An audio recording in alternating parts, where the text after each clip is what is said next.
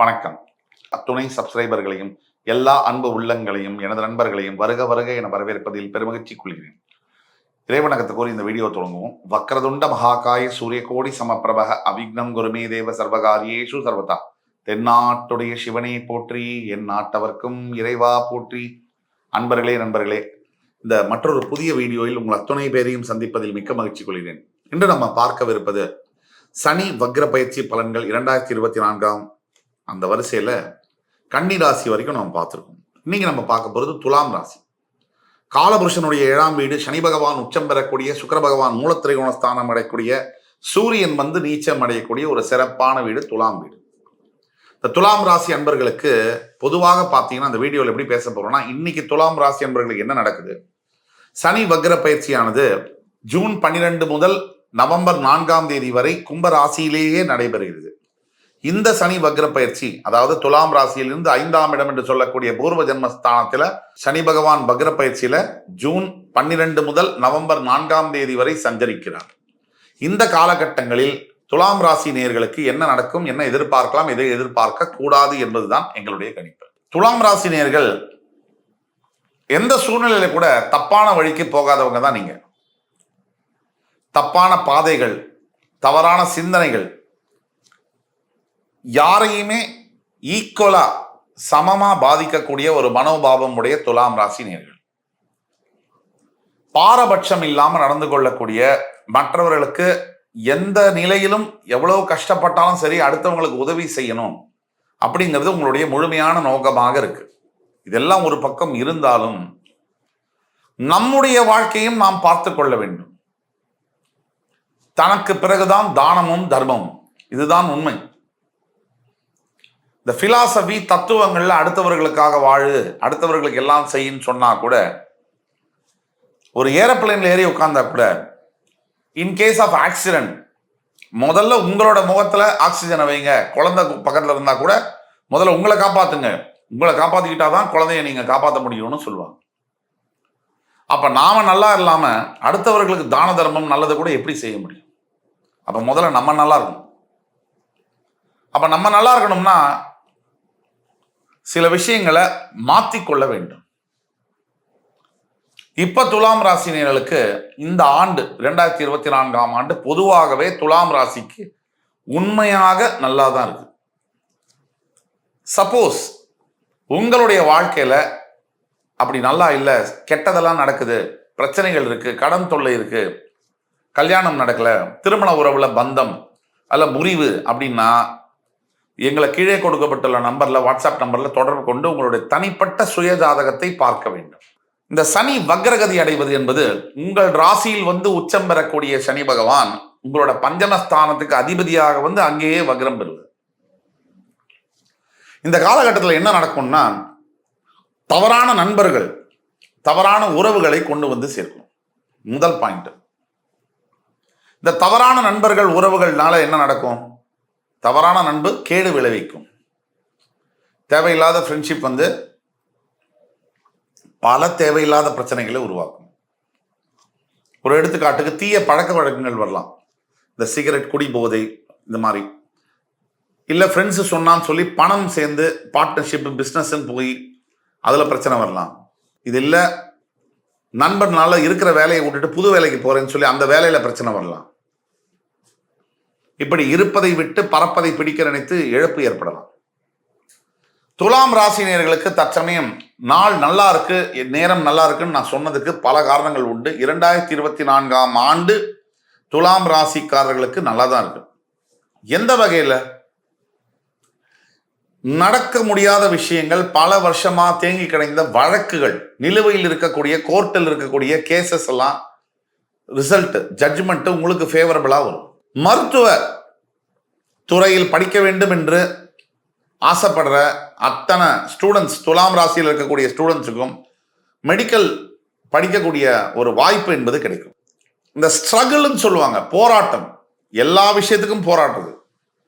வாழ்க்கையில் ஒரு விஷயம் ரெண்டு விஷயம் இல்லை, எல்லா விஷயத்துக்கும் போராடுறதுங்கிறது அது ரொம்ப நம்மளை எக்ஸாஸ்ட் பண்ணும். இந்த போராட்டங்கள் எல்லாம் தீர்ந்து சுமூகமா தேங்கி கிடக்கக்கூடிய நிலுவையில் இருக்கக்கூடிய விஷயங்கள், ஃபார் எக்ஸாம்பிள், எல்லாம் சரியாகும்.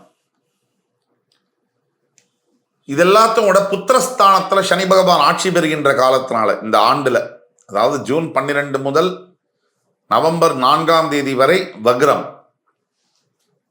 பொதுவாக இவர் ஆட்சி பெறக்கூடிய அந்த பஞ்சமஸ்தானம் பூர்வ புண்ணியஸ்தானம் புத்திரஸ்தானம்ங்கிறதுனால அந்த ஸ்தானத்தில் ஆட்சி பெறக்கூடிய சனி பகவானால மிகப்பெரிய நன்மைகள் உண்டாகும். புத்திர பாக்கியங்கள் உண்டாகும். புத்திரர்களினால் பாக்கியங்கள் உண்டாகும். பிரிந்து போன அப்பா அம்மா மகன் மகள்கள் ஒன்றாக சேருவது, பிரிந்து போன அப்பா அம்மா மகன் மகள்கள் ஒன்றாக சேருவது, இது எல்லாத்தோட சனி பகவானுக்குன்னு சில சூட்சம குணங்கள் உண்டு. இதை பத்தி நம்ம எல்லாருமே தெரிஞ்சுக்கணும். சனி பகவான் அப்படியே பொத்தாம் பொதுவா எல்லாரையும் பனிஷ் பண்றதோ தண்டனை கொடுக்கறதோ இல்ல நல்லது பண்றதோ அல்ல. சனி பகவான் கர்மம் மற்றும் லாபஸ்தானத்துக்கு அதிபதியாக வருகிறார். காலபுருஷனுக்கு கர்மஸ்தானம்னா என்னன்னா, ஒரு மனிதனுடைய வாழ்க்கையில அவருக்கு நடக்கக்கூடிய நல்லது கெட்டது எல்லாத்தையும் சேர்த்து தான் நம்ம கர்மான்னு சொல்றோம். அந்த கர்மா அது ஒரு ராசிக்கு மட்டும் இல்ல, 12 ராசிக்கும் கர்ம காரகன் யாருன்னா சனி பகவான். இதுல ஒரு சூட்சமம் ஒளிஞ்சிருக்கு. யார் ஒருவருடைய மனிதருடைய வாழ்க்கையிலும் எந்த ராசிக்காரராக இருந்தாலும், பொதுவாக துலாம் ராசிக்கு அவர் ஜனன ஜாதகத்துல நல்ல நிலையில வேலை செய்யக்கூடிய தன்மையை பெறுகிறார். அதுவே கொஞ்சம் ஒதுங்கி கோச்சார ரீதியாக வரும்பொழுது துலாம் ராசிக்காரர்களுக்கு பெரும் சோதனைகளை தருகிறார். சனி பகவான் எனக்கு இந்த ஆண்டு இந்த சனி வக்ர பயிற்சியில் சோதனைகளை தருவாரா, நல்லதை செய்வாரா? இப்படி துலாம் ராசி அன்பர்களுடைய மனசுல எழக்கூடிய கேள்விக்கு சனி பகவான் நல்லதை தான் செய்ய போகிறார். நான் சொன்ன மாதிரி பஞ்சமஸ்தானத்தில் வக்ரம் பெறுவதனால் மிகுந்த நன்மைகள். ஏன்னா ஒரு மனிதன் பிறப்பிலிருந்து இறப்பு வரை எந்த மாதிரியான வாழ்க்கையை வாழ வேண்டும் என்று குறிப்பு செய்வது எதுன்னு கேட்டீங்கன்னா அந்த 5ஆம் இடம். அந்த 5ஆம் இடத்துல சனி பகவான் வக்ரம் நிலையில் இருக்கும் பொழுது பணம் என்பது, பொருளாதாரம், பணம் வரவு என்பது ரொம்ப அதிகரிக்கும்.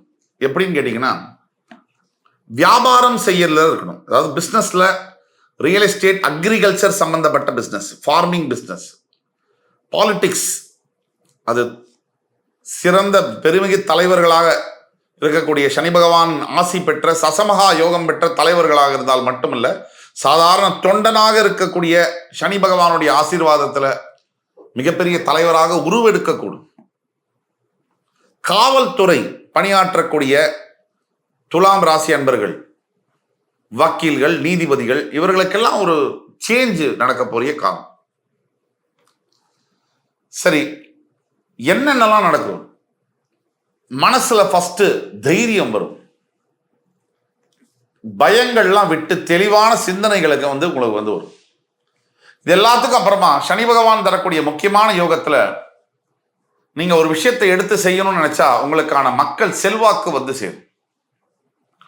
துலாம் ராசியை பொறுத்த வரைக்கும் ஆயுள் காரகனான சனி பகவான் பஞ்சமஸ்தானத்தில் வக்ரம் பெறுவதனால் சிறு சிறு உடல் உபாதைகளை, கண்டிப்பா உடம்புல கொஞ்சம் பிரச்சனைகள் வரும். ஆனாலும் வந்தாலும் கூட அதையெல்லாம் தாண்டி உங்களையே அறியாத, நீங்க நினைச்சே பார்க்க முடியாத அளவுக்கு மனசுல ஒரு உற்சாகமும் மகிழ்ச்சியும் தைரியமும் வரும் சனி வக்ரகதி பெறுவதனால். பல தடவை சொல்லியிருக்கோம், சனி வக்ரகதி பெறும்போது சுபத்துவம் பெறுவார், அதீத சுபத்துவம் பெறுவார். அப்படிப்பட்ட சுபத்துவ நிலையில் துலாம் ராசியை அவர் பார்க்கும் பொழுது,